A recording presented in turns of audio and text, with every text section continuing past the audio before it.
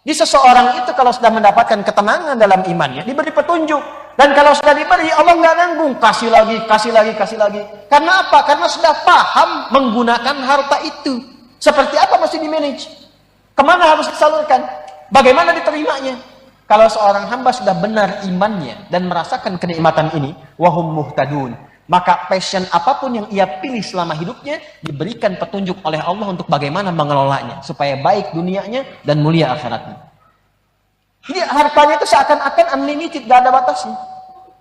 Kalau sekarang mungkin gak ada serinya tuh. Tapi beliau tahu kemana harus dikeluarkan. Ada keperluan ini, salurkan. Ada tentuan ini, salurkan. Keperluan ini, salurkan. Even non-muslim butuh sesuatu, bantu. Tapi nggak habis-habis. Sampai sekarang masih ada asetnya. Dan masuk surga juga kan? Halo? Masuk surga kan? Ini sudah kaya, menantu Nabi, iman kuat, kaya banget, kebangetan kayanya, surga tingkat tinggi. Ada orang bukan menantu Nabi. Jauh dari Nabi, kaya juga enggak, miskin tapi belagu gitu. Baru saya keluar kata-kata itu ya. Dalam konteks perbuatannya, gitu kan? Dalam konteks apa? Perbuatannya sudah nggak ada harta, pengen mabuk, minjem lagi. Nah, itu yang saya maksudkan itu. Jadi untuk maksiat aja masih ngutang, nggak malu gitu. Nah, itu yang kita bantu, kita doakan, tunjukkan akhlak yang baik. Bikin status. Maksiat kok ngutang gitu ya. Bahkan ada yang harta banyak tapi nggak punya waktu. Sayang. Banyak miliarder, macam-macam triliuner dan sebagainya. Hartanya banyak. Tapi kelihatan nggak punya waktu. Saya kasihan gitu ngelihatnya. Ya, hidupnya buat malam sampai tidur itu pun mimpinya tuh mimpi kerja. Ini kebijakan buat besok. Kasihan. Ya. Ada orang harta banyak nggak punya waktu. Ada yang kebalik. Waktunya banyak, nggak punya harta. Itu pengangguran, ya, pengacara pengangguran banyak acara, gitu kan? Yang hebat itu kan banyak harta, banyak waktu. Itu kalau di teori marketing itu sleeping investor namanya. Di teori marketing dunia, dia invest, tapi dia sambil tiduran, waktunya banyak. Hartanya banyak, tapi kan cara mendapatkan harta itu kerja juga dia kan. Makanya tarik ke marketing akhirat. Itulah orang beriman. Orang beriman tuh kalau benar imannya, waktunya akan banyak karena diberikan keberkahan oleh Allah.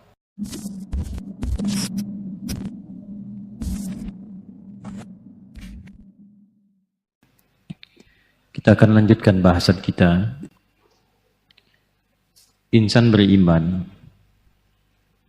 jika imannya benar, tanpa keraguan, dan dengan kebenaran iman itu berkomitmen untuk mematuhi semua apa yang telah Allah tetapkan, maka Allah akan anugerahkan dua hal.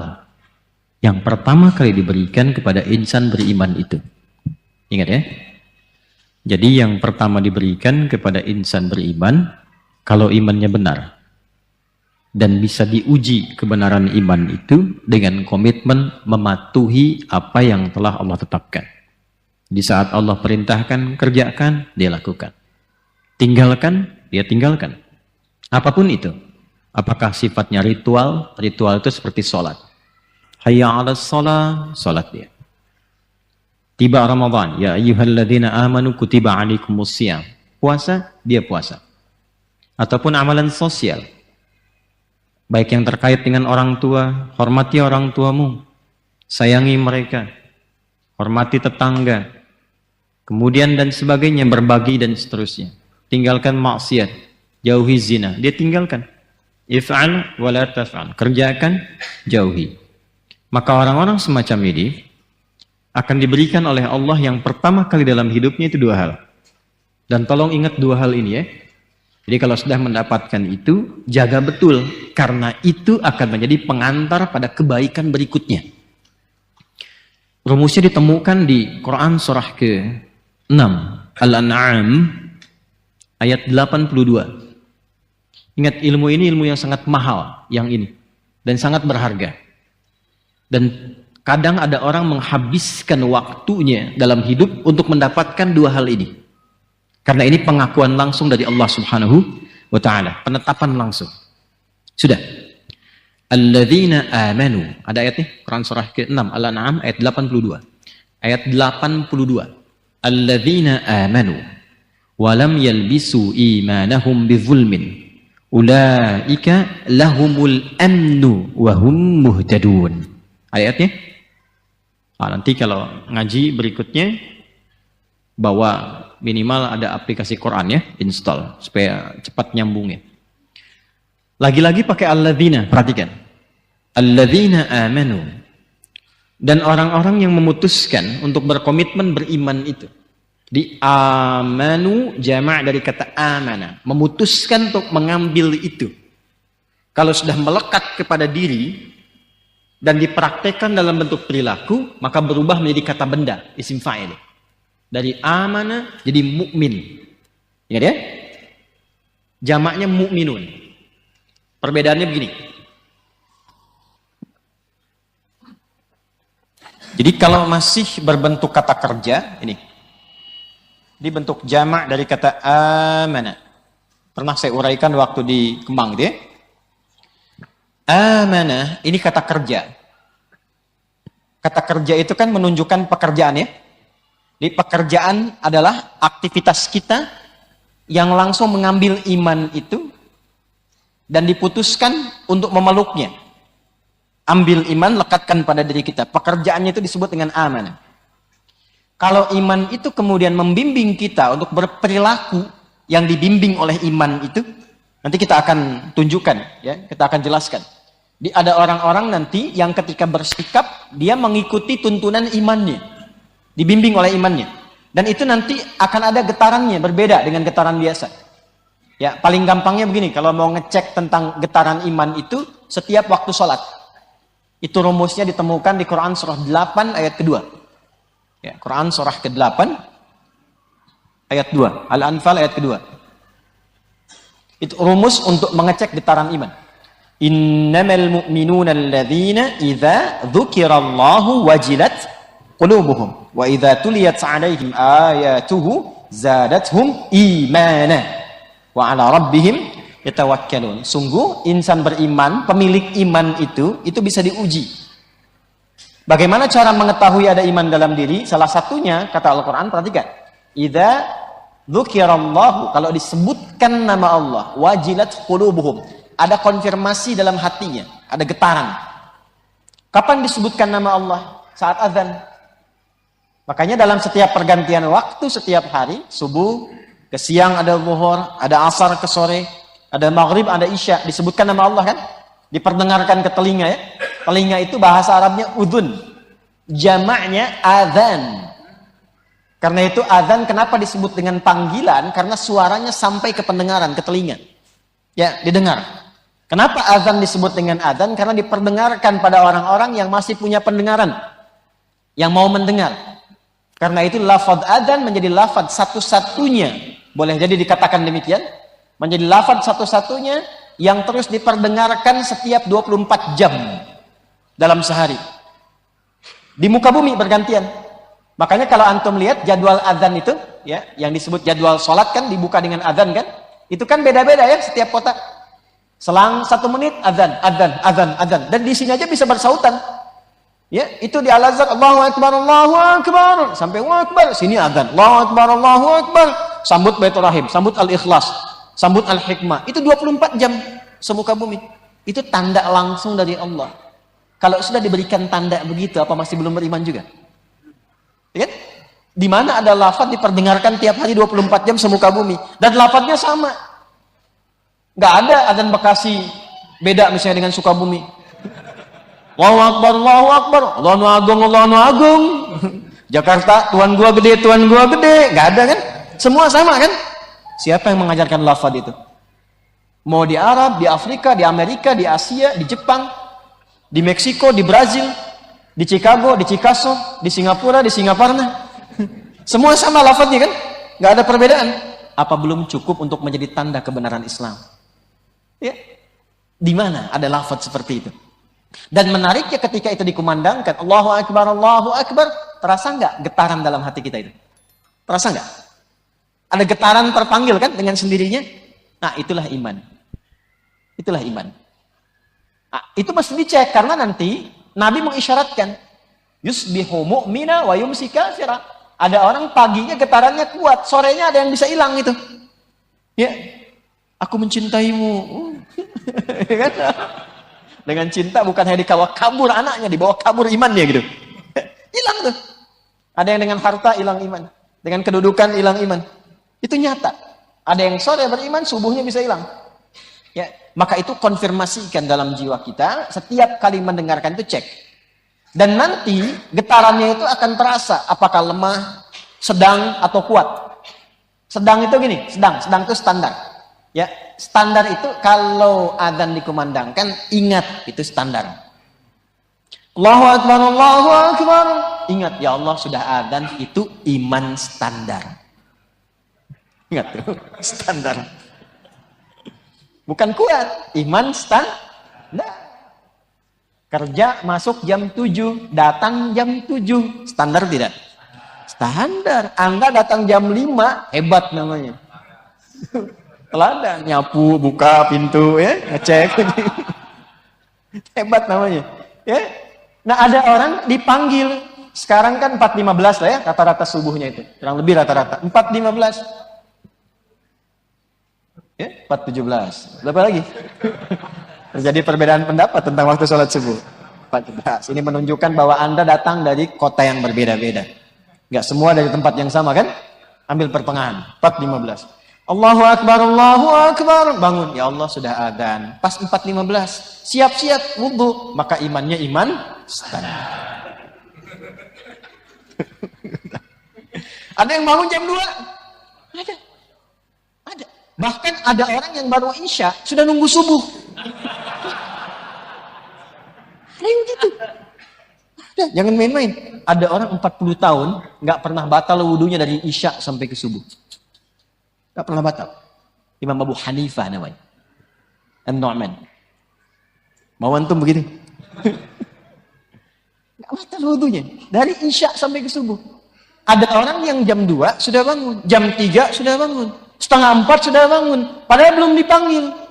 Tapi dia sudah ingat. Saking ingatnya bahkan mempersiapkan diri supaya panggilannya maksimal. Maka dia mulai dengan tahajud. Dia mulai dengan zikir. Dia mulai dengan wirid. Ini menunjukkan imannya kuat. Naik ke atas, kuat. Ada yang modus. Nah ini yang banyak. Dipanggil 4.15, baru ingat 5.14.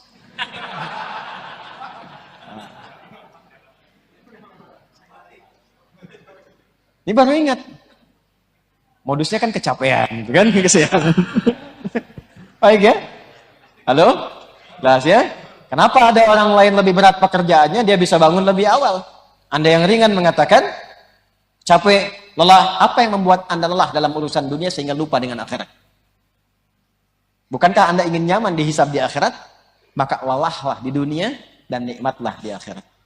Tapi kalau Anda menjadikan akhirat lelah dan dunia nyaman, maka suasana nanti ketika pulang akan terbalik.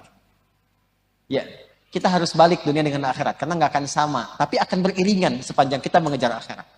Misal begini, kalau kita lahir itu, lihat bayi lahir, bayinya nangis apa ketawa? Halo? Pernah lihat ada bayi lahir ketawa? Ada begitu? Nggak ada ya? Nangis ya? Tapi yang nyambut ketawa atau nangis? Saya belum pernah lihat ada bayi lahir nangis, yang nyambut nangis. Pasti ketawa, Masya Allah.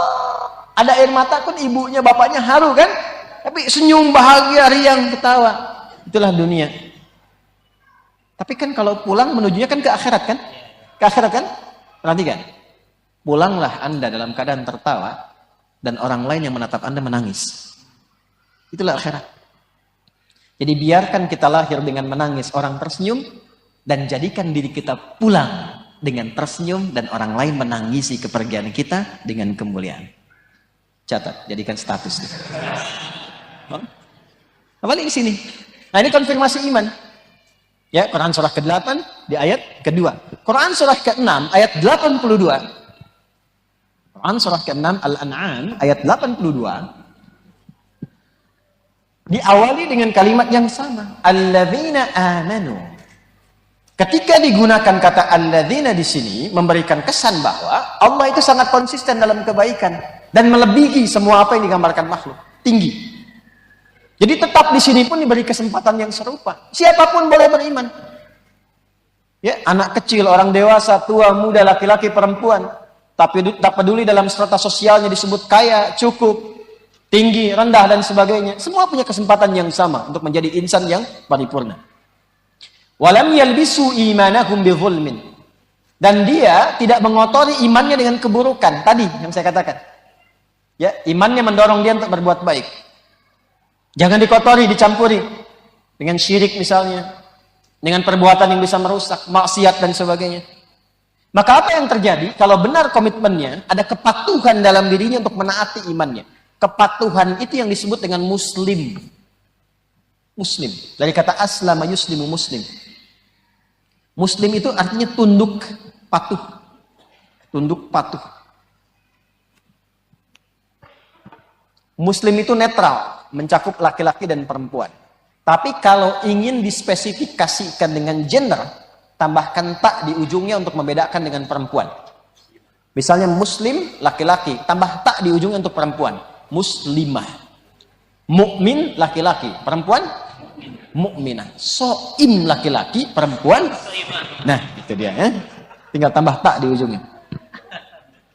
Nah, muslim ini gambaran kepatuhan. Patuh tunduk. Patuh kepada Allah. Lewat apa? Lewat petunjuk imannya. Jadi kalau sudah ada getaran dalam jiwa itu, dan dikonfirmasi adalah getaran iman. Jadi nanti beda ya, antara getaran cinta, getaran takut dengan getaran iman itu beda. Ya, getaran takut itu seperti sering saya katakan. Anda bawa kendaraan di jalan tol ke pinggir-pinggir salah, lihat polisi, ada getaran tersendiri kan? Nah itu bukan getaran cinta itu ya, itu getaran salah itu. Dan pasti sudah bukan getaran iman itu. Sudah pasti itu ya. Dan saya sarankan jujur aja, nggak usah nego-nego, nggak usah macam-macam. Dan jangan beri peluang untuk berbuat maksiat. Salah ya salah. Minta maaf. Dan terangkan bagaimana cara memperbaikinya. Gitu aja. Nanti Allah berikan hidayah juga kepada petugasnya. Ya, mohon maaf Pak. Itu sumber maksiatnya di situ tuh. Katakan aja sejujurnya. Ya, jelas ya? Kenapa nyambung ke situ? Ini. Nah, ini ada unsur kepatuhan. Jadi ketika imannya sudah bersemayam dalam jiwa, melekat kuat, itu nanti membimbing. Beda. Saya tidak akan bawa ke dalam konsep ibadah ritual dulu. Anda baru lihat gambar saja. Itu iman sudah membimbing. Mana yang nyaman untuk dilihat, mana yang tidak layak untuk dipandang. Jadi kalau iman itu semakin kuat, melihat aja sudah ada filternya. Mendengar juga begitu. Orang tuh kalau imannya sudah kuat, mendengar yang tidak pantas, yang nggak bermanfaat itu sudah tidak nyambung. Chemistry-nya sudah beda, frekuensinya sudah nggak sama, nggak nyaman. Ya, diajak ke tempat-tempat yang tidak bermanfaat itu, walaupun belum tentu ada dosanya, tapi nggak bermanfaat. Itu semakin tinggi imannya, semakin dia punya filter mana yang bermanfaat. Mana yang memberikan kebaikan? Itulah iman. Nah, kalau sudah mendapatkan itu, ulaika lahumul amnu. Yang pertama dianugerahkan oleh Allah kepada insan beriman, ternyata bukan dunia dulu. Bukan kedudukan, bukan harta benda, bukan pengetahuan, bukan kemewahan. Tapi yang pertama, ketenangan dulu. Ulaika lahumul amnu. Tenang. Ini tadi yang saya katakan di pembuka kajian kita ba'da maghrib. Maka insan beriman itu hidupnya cenderung tenang. Kalau sudah tenang itu ada qanaah. Mampu menerima keadaan, mampu menyesuaikan dengan apa yang Allah anugerahkan. Jadi nggak banyak keluhan. Orang tenang itu nggak banyak mengeluh. Orang tenang itu nggak banyak kecewa. Teman-teman yang baru pulang dari pekerjaan nih, ikut tender, sudah kerja keras dan sebagainya. Ternyata hasilnya diambil orang. Kalau imannya kuat, dia terima dulu itu. Nanti dia berikhtiar. Ikhtiarnya pun ada ketenangan di dalamnya. Pada akhir ujung dia tidak mendapatinya pun, Allah berikan petunjuk kepada dirinya bagaimana untuk bersikap. dan masih tenang. Itu nggak mudah mendapatkan itu. Nggak mudah. Makanya di rumah tangga tadi yang saya katakan didahulukan sakinah kan? Makanya singkatannya kan samara kan? Bukan masara, bukan marasa. Ya kan? Marasa, mawaddah, rahmah, sakinah. Masara, mawaddah, sakinah, rahmah. Tapi singkatan yang enak tetap samara. Dibawa ke dapur jadi sambara, gitu kan? Samara, sakinah, mawaddah, dan jadi ketenangan itu yang paling pokok, yang paling dasar ini.